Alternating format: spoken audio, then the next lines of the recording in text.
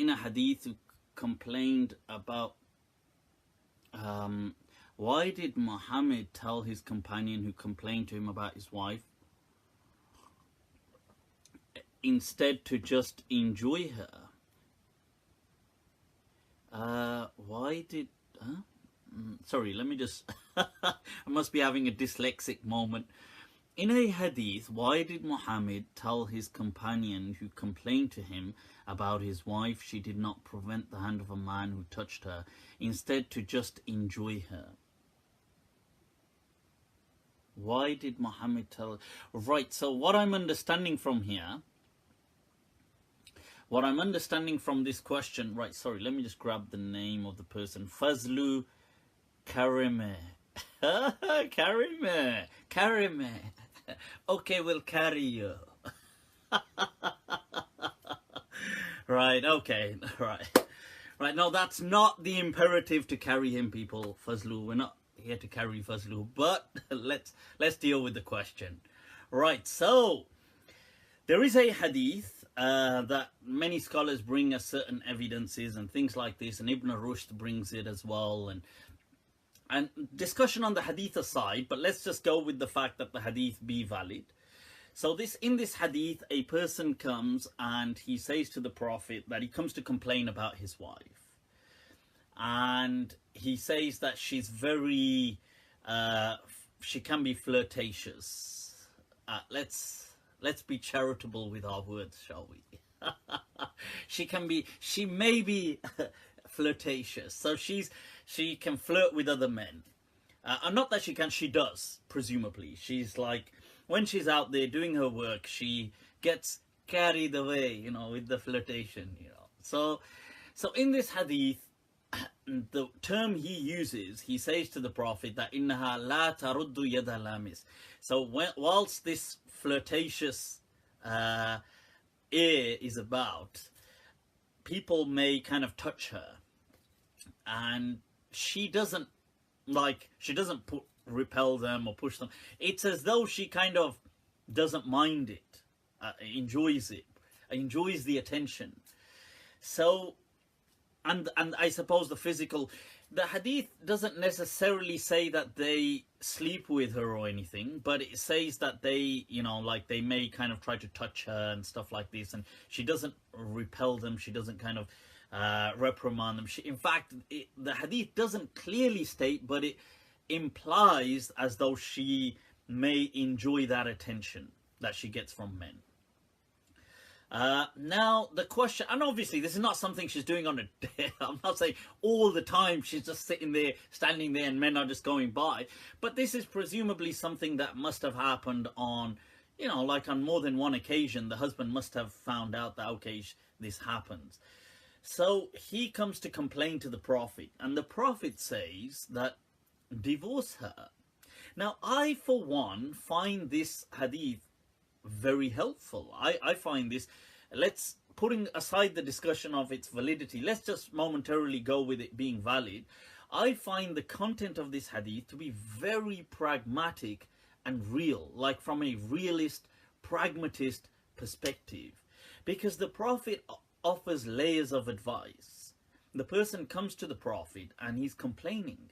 You see, the thing is, when people come to complain about something, more often than not, the person assumes that they want advice. And this is still the case. So when people tell you about something, they usually want a solution. They want you to advise them.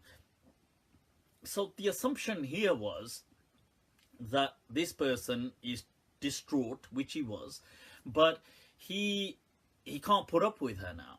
So he tells the Prophet that, look, innaha la taruddu yada lamis, she doesn't, people flirt with her, she flirts back sometimes, and they touch her and stuff like this, and the Prophet said, well, okay, part ways, fine, the relationship's over, it's over. There's no, you see, and I find that very real, very down to earth advice. And then he says, walakinni uhibbuha. You see, but I love her. The charm of women, huh?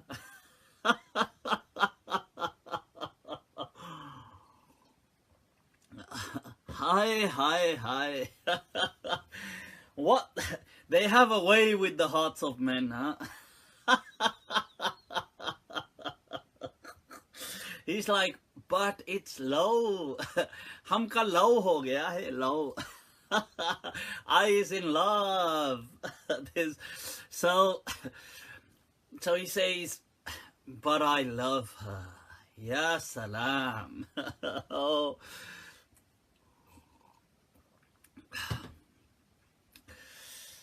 बेदिली क्या यूं ही दिन गुजर जाएंगे. Without love, is this how days will just go by? यूं ही जिंदा रहे तो मर जाएंगे. As the poet says, if this is how life will just be, then that life will be the death of us. Allah, Allah, Allah. So he says to the Prophet that, look, but I love her. Lakinni uhibbuha. I love her. Then, so the Prophet says, exactly, यहाँ पे बबुआ लाओ का मामला हो गया है, लाओ का. So the Prophet says to him, fine, then stay with her. I mean, you see, now at some levels, to some people, that may be like, what? Like the uber religious, or maybe like the kind of robotic people might be like, what do you mean, stay with her, she flirts? But this, you see, if you peel away this superficiality, this kind of superficial nature, there is an incredibly profound lesson that the Prophet was imparting. That, look, when you are with certain people, their personality is their personality. Now, you either will not tolerate it and part ways, or if you really want them, they will be the way they are. Like it's your choice, but there is no force in this matter. Now, one could say, Astaghfirullah, the Prophet, how did the Prophet allow this? This is immoral. Some of these people who have their taqwa above the taqwa of the Prophet. Like some of our holy lot nowadays, some of our mullahs. So but look at the Prophet's advice. The Prophet's advice is so real that, look, people are who they are. Now, you may, it is what it is. Like, what more can you want? Like, either you are with this person and there will be these problems, but what can you do? The Prophet never said, oh my God, sit her down and, like, you better give her a lecture on this and lecture on that and lecture.